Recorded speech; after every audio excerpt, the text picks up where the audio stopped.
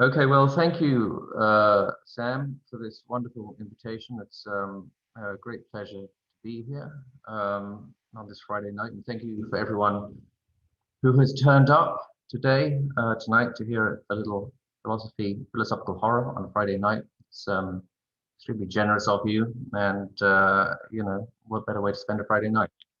Um, so I'm not going to give too much. And sorry, just one thing. I have to.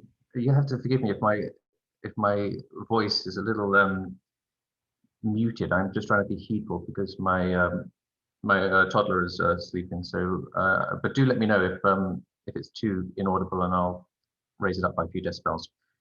Okay, so I'm going to give you just an overview of some themes related to philosophy and horror tonight, with recourse to some cinematic examples.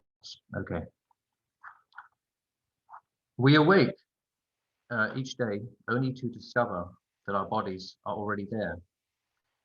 We go about our day imbued from the outset with a certain confidence in our relationship between our sense of self and our sense of our body. At dawn, we walk from one corner of the room to another, and our feet follow. Our hands take up a rhythm that is neither calculated nor thought about in abstraction.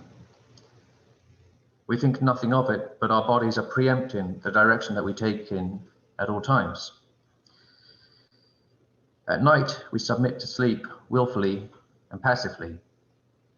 We entrust that our bodies will traverse the gap between sleepfulness and wakefulness without suspending us in a void.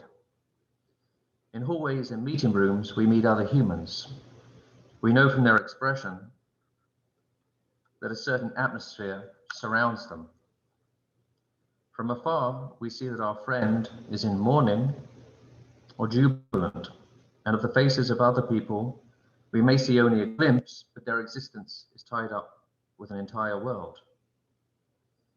Our bodies serve as a 0 point for our interaction and actions with the world, and we seldom feel the need to interrogate how our body works and what our body is. At times, however, our confidence in matter evades us. The body will become foreign to us, breaking the identity that we've constructed in and around it. And you will have encountered this scene in your own rapport with the mirror image. You may have noticed that from time to time, and especially in the morning before your identity has been reformed, that the familiar image that you have of yourself suddenly undergoes a loss of form. A crack forms equivalent to that separating your pelvis from your torso, or dividing the wall of your apartment from the neighbor's apartment. Spaces form in the darkness, and gaps emerge as if from nowhere. The body at times disembarks on a life of its own. It becomes ill, sick, tired, hungover, weary, and phobic. The limbs of the body are subject to amputation. The individual parts that constitute the whole can be dissected and studied. As the body reaches its end in life, the organs that previously kept it awake will fail. Questions will be asked by the patient why the body is doing this to him or to herself. But in the silence, there is uncertainty. In moments of anxiety and horror, you will reflect to yourself on where your body begins and where it ends. What if you were to replace your hands with that of a stranger's? And what if your heart was that of a stranger's? At which point do you cease to be you? Questions such as these are horrific and horrifying. They hinge upon a boundary between a sense of self and a sense of no self. They intrude, moreover, upon the faith that we have in our body to support a sense of self. No wonder then that they have become reoccurring motifs within the horror genre. In this talk tonight, I would like to think about what we mean when we speak here of horror in a philosophical context. There are a number of ways that we can do this. For example, we could think here about horror as a sort of paradox, namely, why is it that we become attracted to things within a cinematic or aesthetic format that would otherwise repulse us in ordinary life? But I want to think a little more broadly in this talk tonight about what role horror can play in shedding light on some of the salient themes of what it is to be human, especially concerning our idea and our experience of the human body. And to this end, much of my attention tonight is on what we call, or the genre known as body horror. Let me begin here with a fundamental question, namely, what is it to be a body? At first sight, the meaning is trivial, namely, that we are in the world, not simply as an autonomous Cartesian subject, but rather as a self who is defined by our body. In turn, this elevates the body to more than a contingent vessel in which the real self is placed and establishes a unitary phenomenon which is not dissectable in terms of mind and body.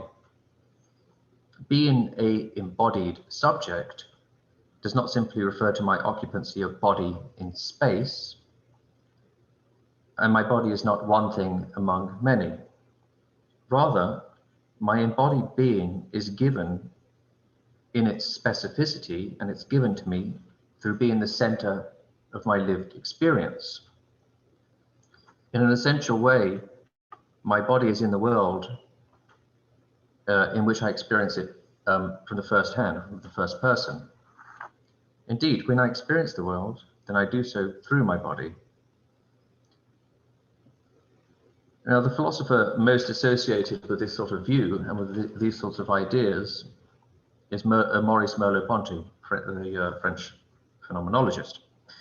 For him, the body is an expression of a corporeal dynamism, which is irreducible to physical or mental dimensions.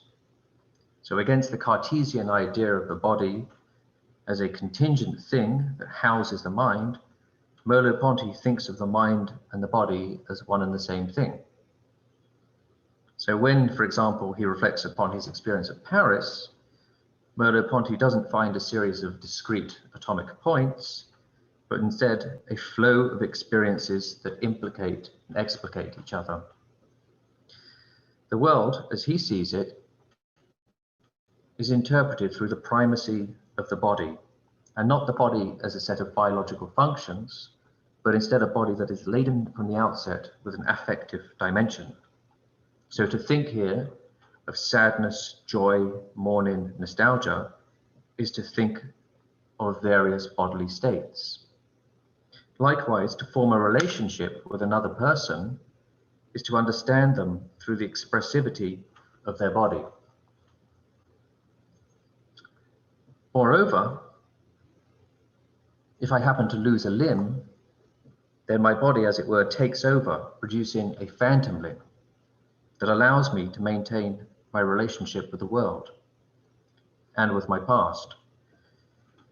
And when a human loses his or her limb and still retains the feel of this absent limb, then the persistence of this bodily part is neither reducible to a memory nor to a physiological abnormality. The refusal is not, in other words, a matter of a deliberate decision. Rather, the refusal to accept this loss is thanks to what Merleau-Ponty calls an organic repression that keeps me alive. Now, by way of an opening from this account of the body as a nexus of lived and relational meanings into the theme of horror, let me note here a certain ambiguity. So on the one hand, the human experience of being a bodily subject is characterized by a sense of being anchored and orientated within our phenomenal and perceptual experience. So thanks to this body that we're all too familiar with, we are able to find our way in the world and indeed to have a world. To this end, the body is irreducibly my own. At the same time, my own body is doubled. by an anonymous body, which is in some sense not my own. And while it is true that the pre-personal body that organizes sense and movement is constitutive of me, the personal self, it is at the same time inaccessible, alien, and invisible to me. I'm going to come back to some of these points, so don't worry too much if it's a little dense right now. So when I sense the world, it is certainly me, the I, that is sensing it, but it is not that I myself am responsible for the work and for the structure and for the organization of sensation, but rather a body that is much older than the human body itself.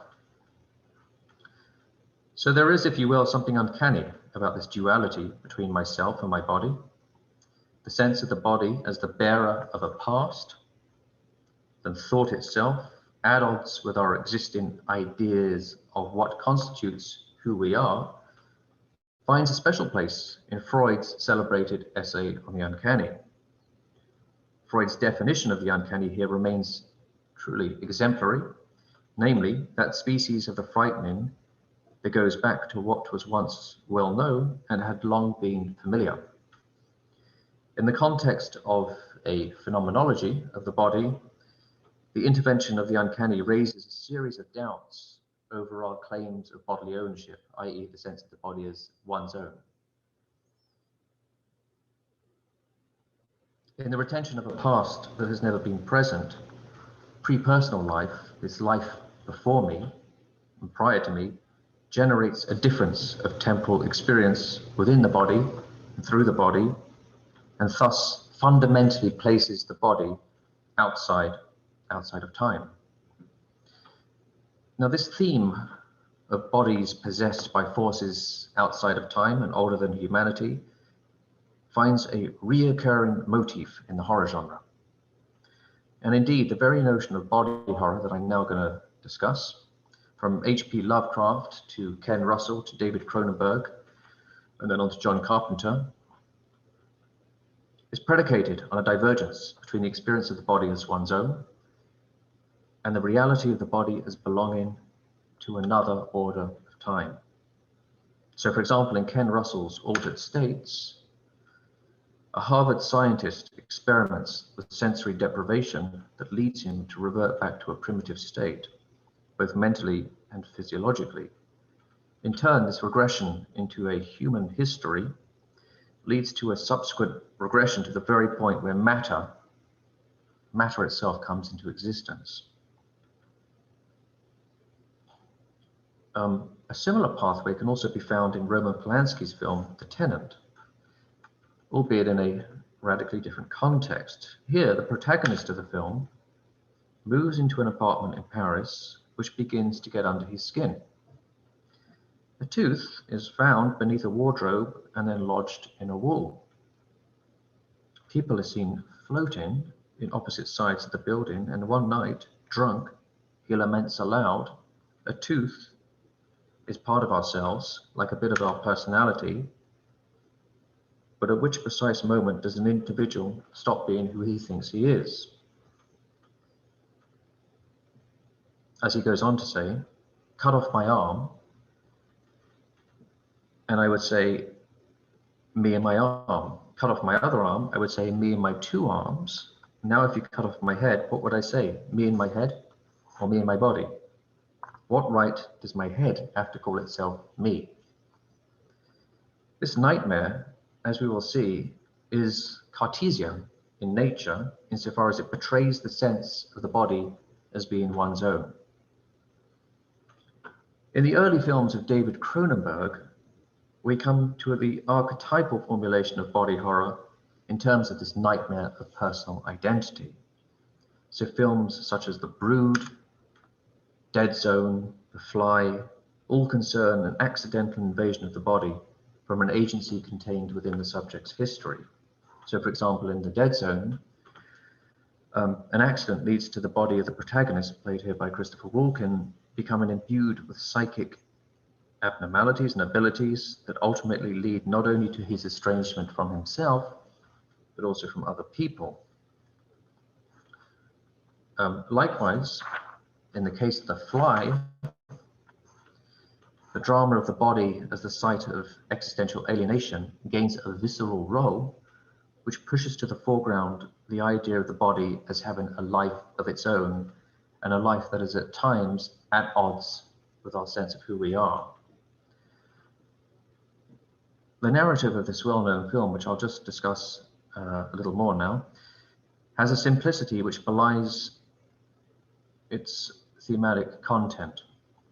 So Seth Brundle, played here by Jeff Goldblum, an eccentric scientist who suffers from motion sickness, is building a teleportation system used to transport inanimate matter from one point in space to another. At a party, he meets a journalist, Veronica Quaife, I want to say, who subsequently becomes his girlfriend. Despite Brundle's success at teleporting inanimate matter from one point to another, what is lacking in his research is the successful teleportation of animate, living matter, flesh. For Brundle, what is lost in this act of teleportation is the ability, in his very nice formulation, the ability to be made crazy by the flesh. Having successfully reprogrammed the teleportation module, Brundle directs this molecular deconstruction to his own body. However, of course, in a plot device that is known all too well, a small housefly enters the pod, spliced in its genetic constitution with his own. The result, an initial surge of post-teleportation empowerment for a slow and gradual disintegration of the human flesh. What follows is a series of pictures that I hope you've all eaten, basically. So beginning with the growth of a few thick hairs on his back, the transformation of Brundle into now what is ironically termed Brundle fly proceeds through a distinct series of stages. So we have blotchy skins. Okay, that's him in this sort of Ubermensch empowerment role. So we've got the blotchy skins, we have tightening of the muscles, we have loss of nails and teeth, we have decomposition of the flesh before arriving at a total transformation of the physical structure. And eventually this deformation of the human body gives rise to a hybrid organism composed of both fragments of the human and also of the fly. Throughout this metamorphosis, both Brundle and Brundle fly co-inhabit the same mutating body, each striving for independence from the other, yet each remaining dependent upon the other for their respective self-unity and self-determination. So a series of paradox unfolds here. Far from being obscured by Brundlefly, Brundle, the scientist, remains present all along, even in this final clip that we see here. Only now, the presence is a quasi-presence, caught up in the lens of self-doubt, melancholy, transformation, and physical deformation.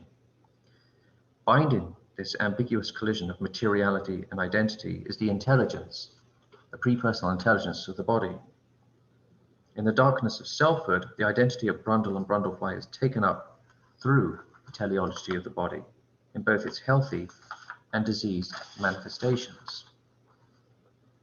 The complexity of this relationship between Brundle and Brundlefly is informed here by Cronenberg's insistence that we consider how the disease perceives us, the human subject, rather than how we pathologize the disease, i.e. turn it into this sort of monster. As Brundle says when discovering his new ability to climb, quote, "I seem to be stricken with a disease with a purpose, wouldn't you say?" Now, key here is the scene of Brundle looking into the bathroom mirror, only to find Brundlefly glancing back. As Brundle's nails begin to fall out, the reaction is less of horror and more anxiety. The anxiety is inextricably bound with Brundle's discovery of his body as a physical thing in the world, armed with the potential to mutate and readapt itself of its own accord, much in the way that a phantom limb would. As Cronenberg writes, how many times have you heard stories about someone who just discovers a lump or a blemish or a blotch or something, and it's the beginning of the end?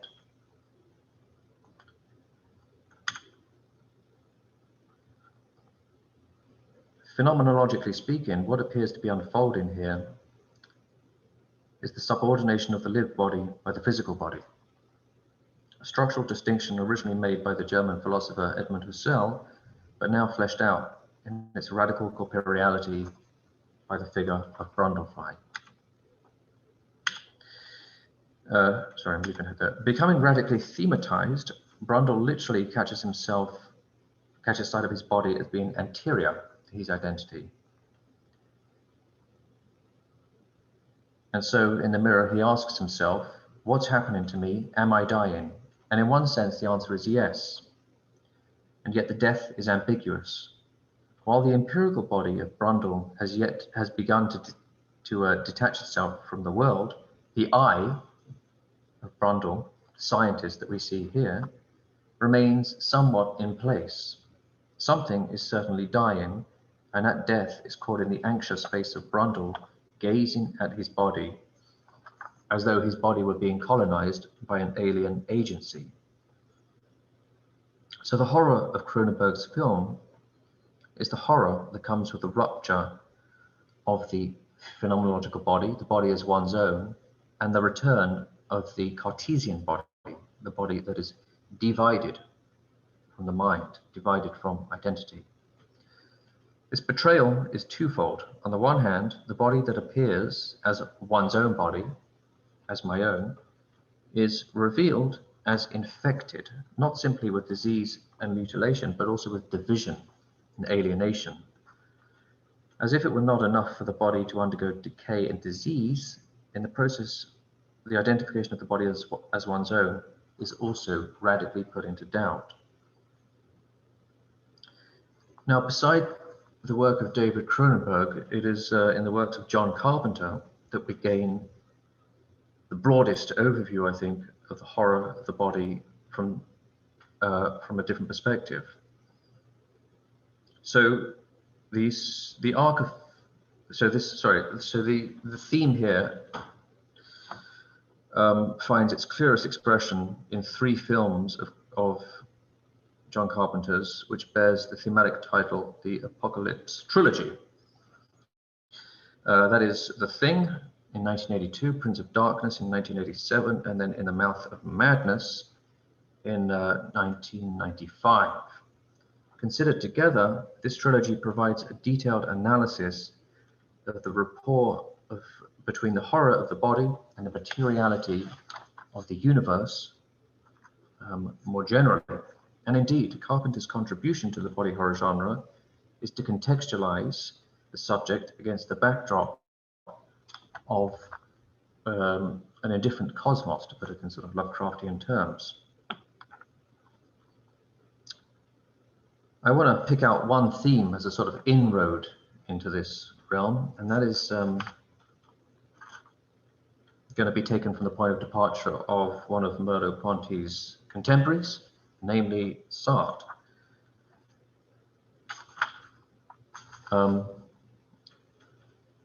In the opening of his novel, Nausea, Sartre writes as follows: "Something has happened to me. I can't doubt it anymore." Now, as is well known, what has happened to the protagonist in this film, Roquinton, is that both his body and his world have been transformed from a solid and reliable mass to a nauseous thing, which is both constantly wavering and unfamiliar. Sartre puts the point as follows, and now here comes a sort of reasonably lengthy quote, which I'm just going to cite. "There is something new, There was something new about my hands, a certain way of picking up my pipe or fork. Just as I was coming into my room, I stopped short because I felt my hand, a cold object, which held my attention through a sort of personality. I opened my hand, I looked, I was simply holding the doorknob. The meaning of the library, this morning in the library, when the self-taught man, another character in the novel, came to say good morning, it took me 10 seconds to recognize him. I saw an unknown face, barely a face. Then there was his hand, like a fat white worm in my own hand. I dropped it almost immediately, and the arm fell back flabbily. End citation. The opening lines of Nausea, I think, are striking on several levels. In the first case, the hand that appears here is strange, and it therefore obtrudes into the consciousness of the protagonist. In response, Requinton considers to what extent this strangeness inheres in the world,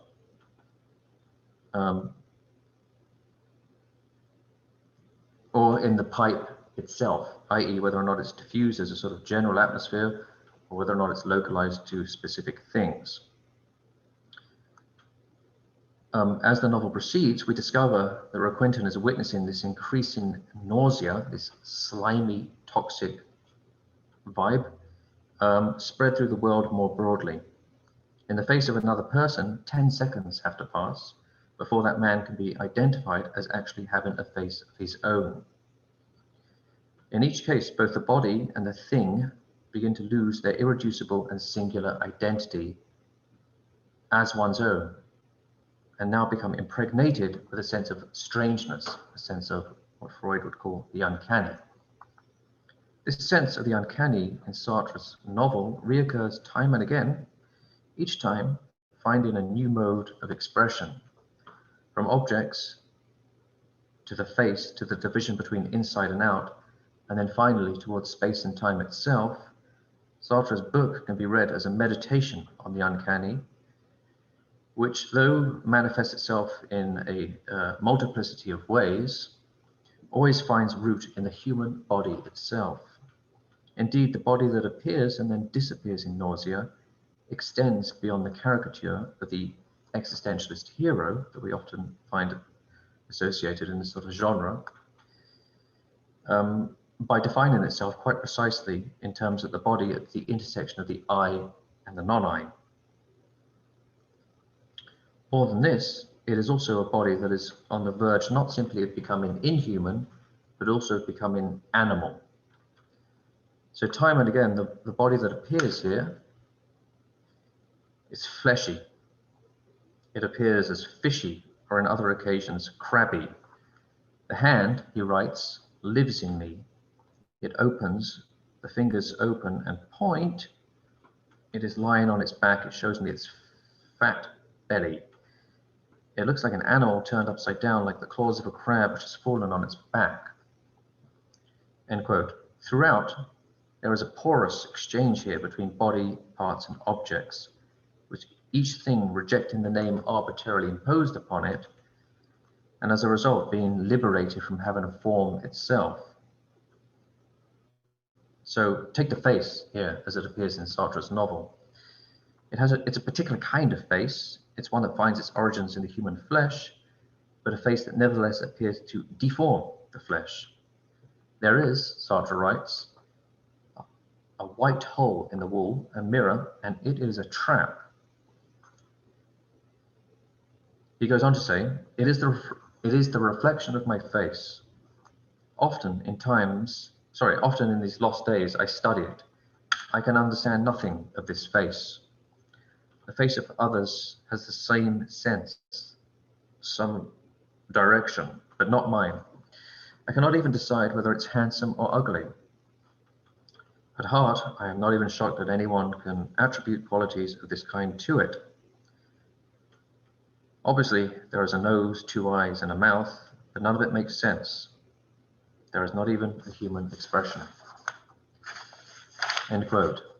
So Sartre here divests the face of its human attributes, and he renders it a set of discrete parts. no longer bound by anything in common, except for occupying the same patch of flesh. With this decomposition of meaning, the face can no longer be understood in aesthetic terms, because to confer the quality of ugly or beautiful upon it is already to presuppose a certain knowledge, a certain stability regarding the idea of the face.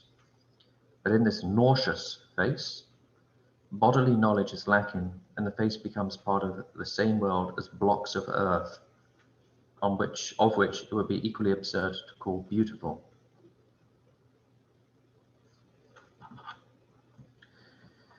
So we shouldn't be surprised here that elsewhere in Being and Nothingness, Sartre will talk of things as oozing and melting in response to having meaning imposed upon it. Elaborating here a very tantalizing language concerning the concept of slime. At stake in this idea of slime that Sartre talks about is a fusion of the world with myself. Only the fusion is not codependent on a sort of harmonious union or synthesis, but instead involves an outline of appropriation. So he writes here that the slime enters my horizon as an amorphous materiality, or as a leech sucking me. This slide, by the way, is from a very underrated B movie from 1988 called Street Trash, which I discovered not that long ago, and I highly recommend it. It's both immensely entertaining, but also philosophically up there with anything that Tarkovsky could have possibly tried to do, but didn't. The oozing quality of slime derives neither from myself nor from my naked materiality, but instead from what Sartre calls an ontological expression of the entire world.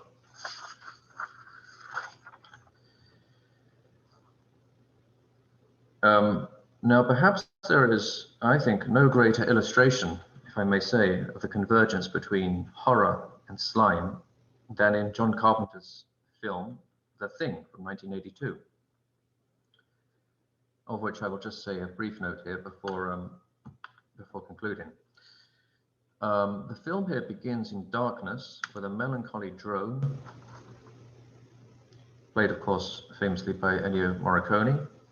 Stars punctuate the void, and from the depths a spaceship comes into view. As it passes by us, it veers off towards the Earth, where it disappears into the atmosphere. And then there is nothing but a slowly pulsating heartbeat, the sound of things coming into existence. We now flash to Antarctica during the winter of 1982. Vintage here. An image of a landscape desolated by snow. Into this landscape, we're now at an isolated research outpost, Outpost 31, which breaks the monotony of the white horizon. And there we find a team of research scientists at work in various installations and laboratories constructed at the Institute. As we find out in time, the outpost here has been infected by a corpse reclaimed at an adjoining research lab. Moreover, the corpse is neither human nor animal, but something in between. Dissecting the mound of dead matter, the mortician in the group, a chap called Doc, begins his diagnosis, claiming that, you see, what we're talking about here is an organism that imitates other life forms, and it imitates them perfectly. End observation. Lacking a substance of its own, much less an appearance of its own, or a discernible appearance, the thing does not simply duplicate other life forms, but actively negates them as it begins the process of assimilation. Doc points here to the corpse, localizing its dissected head, singling out the dislocated head of the dog that peers from beyond the bloodied bones, observing that this, for instance, that's not a dog, it's imitation. We got to it before it had time to finish. In time, the human dimension of the horror enters the scene in the form of social anxiety and escalating paranoia. The suspicion of the other, of the colleague,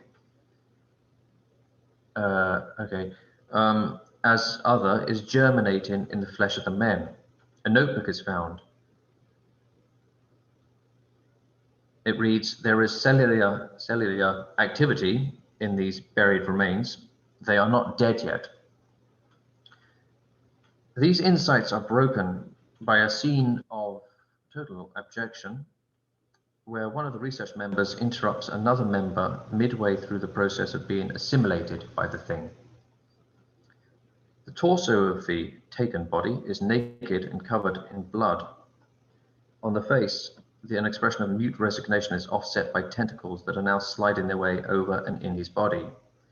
The creature then runs into the snow. Frozen with panic, he slumps on the floor.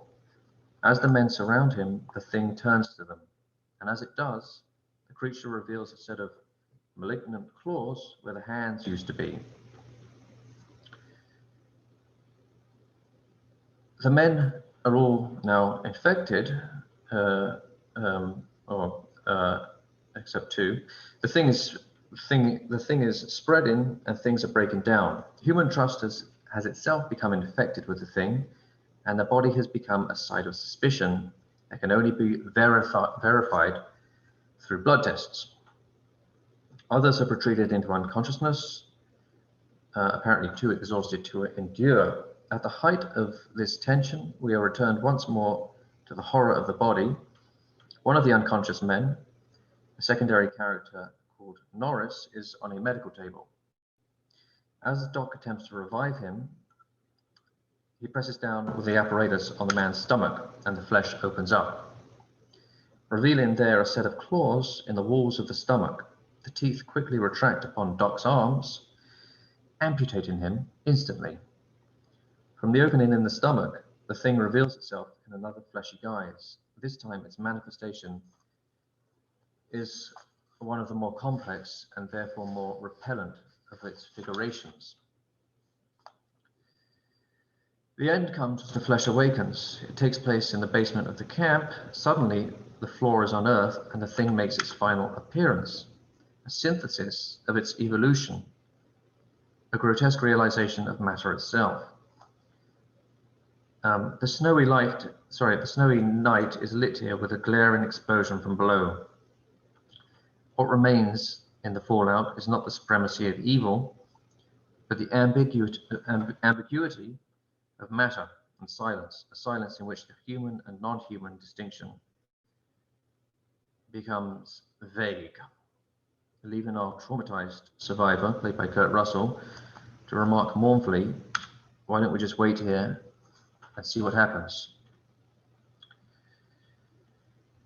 The creeping movement of John Carpenter's The Thing is not a pure fiction, but instead a mode of formulating the nature of matter itself.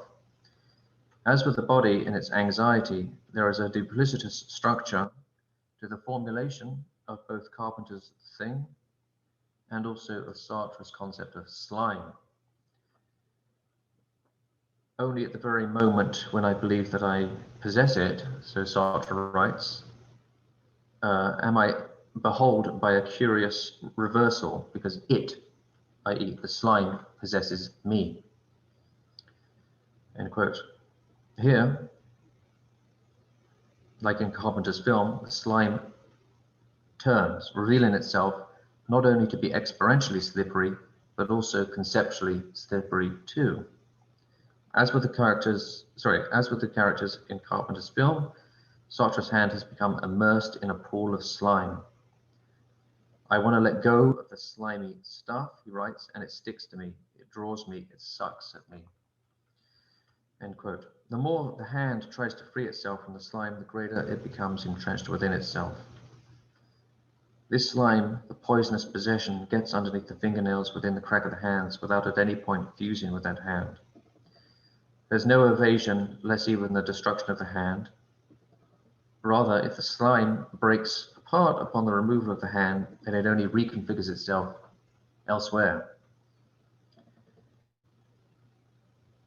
Let me end here by suggesting that this strange tissue is the spectre of materiality itself, which we understand as nothing less, but also nothing more than the human body itself. Thank you very much.